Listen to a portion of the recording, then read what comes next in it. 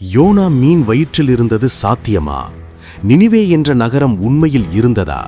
இதை கதை என்று கடந்து செல்பவர்களுக்கு இதோ வரலாற்றின் ஆதாரம். இயேசுவின் சிலுவை மரணம் எப்படி ஒரு வரலாற்று உண்மையோ, அப்படியே யோனாவின் சரித்திரமும் தொல்பொருள் ஆய்வுகளால் நிரூபிக்கப்பட்ட ஒன்று. 19ஆம் நூற்றாண்டு வரை நினிவே என்ற ஒரு நகரமே பூமியில் இல்லை என்று சில வரலாற்று ஆய்வாளர்கள் வாதிட்டனர். ஆனால் 1842இல் ஹென்றி லேயார்ட் என்ற ஆய்வாளர் ஈராக் மண்ணை தோண்டிய போது 2500 ஆண்டுகளாக புதைந்து கிடந்த நினிவே நகரத்தின் பிரம்மாண்ட வாயில்களை கண்டெடுத்தார்.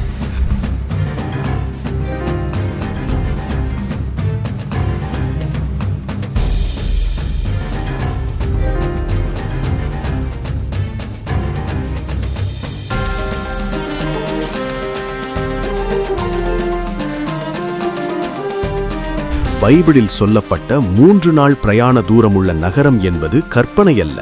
அந்த நகரின் 60 மைல் சுற்றளவை அகழ்வாராய்ச்சி அப்படியே உறுதிப்படுத்தியது. யோனா அங்கு சென்றபோது அந்த முரட்டு மக்கள் ஏன் உடனே மனம் மாறினார்கள்? கிமு 763 ஜூன் 15இல் நினிவேயின் வானில் ஒரு முழு சூரிய கிரகணம் நிகழ்ந்ததை நாசா மற்றும் அசீரிய காலக்குறிப்புகள் உறுதி செய்கின்றன. இத்தகைய இயற்கை சீற்றங்களால் மக்கள் அச்சத்தில் இருந்தபோது யோனா வந்து எச்சரித்தது அவர்களின் மனம் மாற்றத்திற்கு ஒரு வலுவான காரணமாக இருந்திருக்கலாம் என்று நம்பப்படுகிறது. எனவே அந்த ஒரு குறிப்பிட்ட காலகட்டத்தில் அவர்கள் மனம் மாறியது வரலாற்று ரீதியாக சாத்தியமான ஒன்றே. இன்றும் ஈராக்கின் மொசூல் நகரில் நபி யூனுஸ் யோனா தீர்க்கதரிசி என்ற பெயரில் உள்ள குன்று தொல்பொருள் ஆய்வாளர்களுக்கு ஒரு புதையலாக அமைந்தது.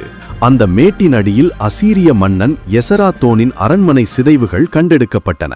இது யோனா வாழ்ந்த அதே காலகட்டத்தின் சாட்சியாக நிற்கிறது.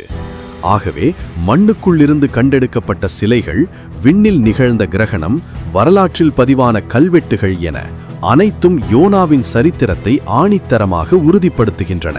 வரலாறு ஆதாரங்களின் அடிப்படையில் நிற்கிறது. வேதம் அந்த ஆதாரங்களின் பிறப்பிடமாக இருக்கிறது.